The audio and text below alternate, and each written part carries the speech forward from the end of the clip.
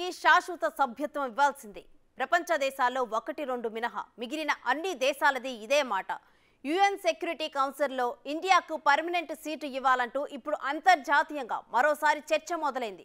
Elon Musk లాంటి ప్రముఖులు కూడా భారత్ లాంటి పవర్ఫుల్ కంట్రీ లేకుండా అంతర్జాతీయ భద్రతా మండలిని ఎలా నడుపుతారు అంటూ సీరియస్ అవుతున్నారు. రాబోయే కొన్ని నెలల్లో ఐక్యరాజ్య సమితి భద్రతా మండలి సమావేశం జరగనుండగా ఇండియా సెంటర్ ఆఫ్ అట్రాక్షన్ అయింది.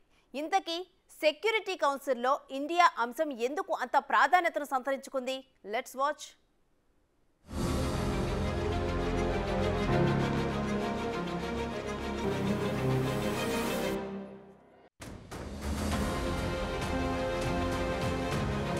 ఐక్యరాజ్య సమితి భద్రతా మండలిలో భారత్కు శాశ్వత సభ్యత్వం రాబోతోందా?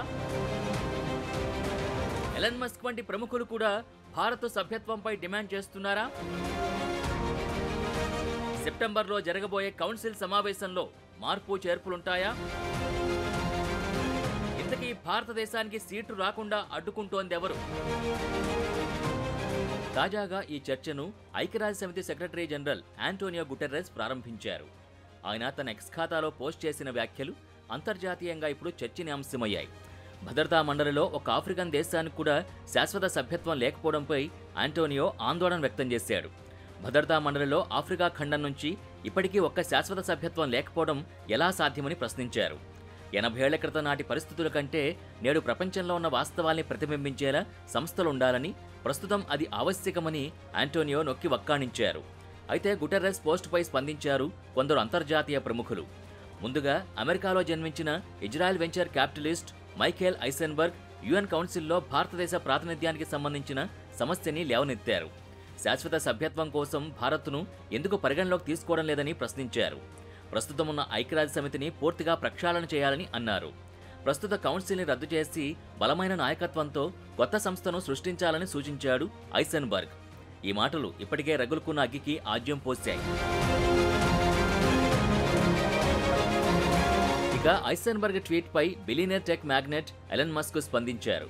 భూమిపై అత్యధిక జనాభా కలిగిన భారతదేశానికి భద్రతా మండలిలో శాశ్వత స్థానం లేకపోవడం అసంబద్ధమని మండిపడ్డారు. ఐక్యరాజ్య సమితి భద్రతా మండలిలో శాశ్వత సభ్యదేశంగా భారత్ ఉండాలని డిమాండ్ చేశారు. దీనిపై ప్రపంచ నిర్మాణంలో అత్యధిక జనాభా కలిగిన దేశాలకు తగిన విధంగా ప్రాతినిధ్యం లేదని, దీనిపై అంతర్జాతీయంగా సమగ్ర పరిశీలన అవసరమని ఎలన్ పిలుపునిచ్చారు. ఏదో ఒక సమయంలో యుఎన్ సంస్థల పునర్విమర్శ అవసరమని సూచించారు.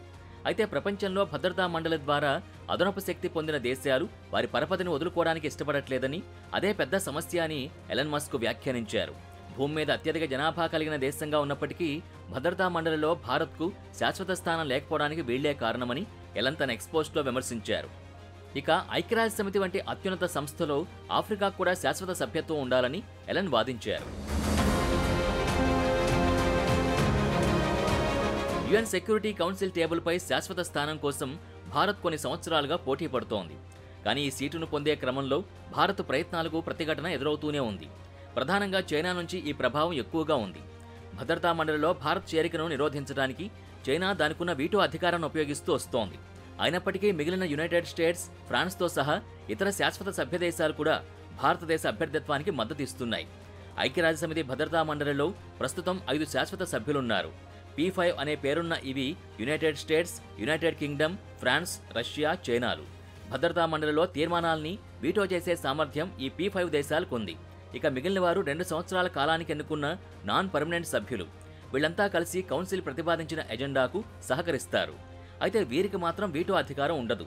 కాగా ఎప్పటినుంచో నాన్ పర్మనెంట్ మెంబర్గా ఉన్న భారత్కి పర్మనెంట్ సభ్యత్వం రావాలని మెజార్టీ దేశాలు చెబుతున్నాయి.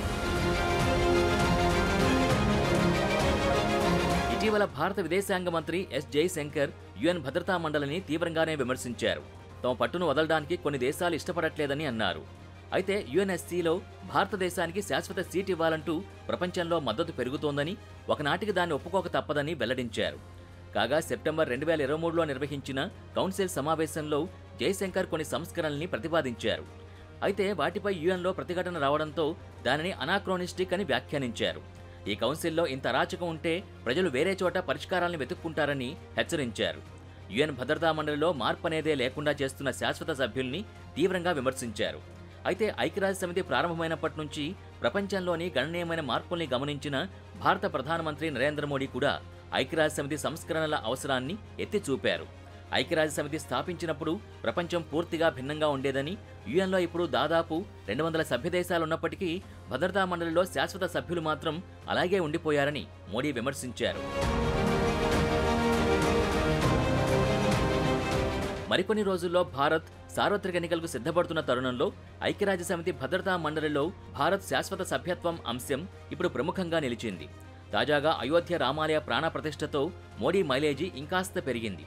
అయితే కొంత విమర్శ కూడా లేకపోలేదు. ఇలాంటి పరిస్థితుల్లో ఇప్పుడు స్వదేశంలో ఎన్నికల ప్రచారాల కంటే అంతర్జాతీయ విజయాలు బలమైన ప్రభావాన్ని చూపగలవు కనుక ప్రపంచంలో అత్యంత బలమైన భద్రతా మండలిలో శాశ్వత సభ్యత్వం పొందడం ఇప్పుడు భారతదేశ ప్రభుత్వానికి అన్నింటికంటే ఎక్కువ అవసరం, ఆవశ్యకం కూడా. ఇక రాజకీయాల్ని పక్కన పెడితే వాస్తవానికి భద్రతా మండలిలో భారత సభ్యత్వం కోసం పోరాటం ఇప్పటిది కాదు. నెహ్రూ కాలం నుంచి ఈ వ్యవహారం నలుగుతూనే ఉంది.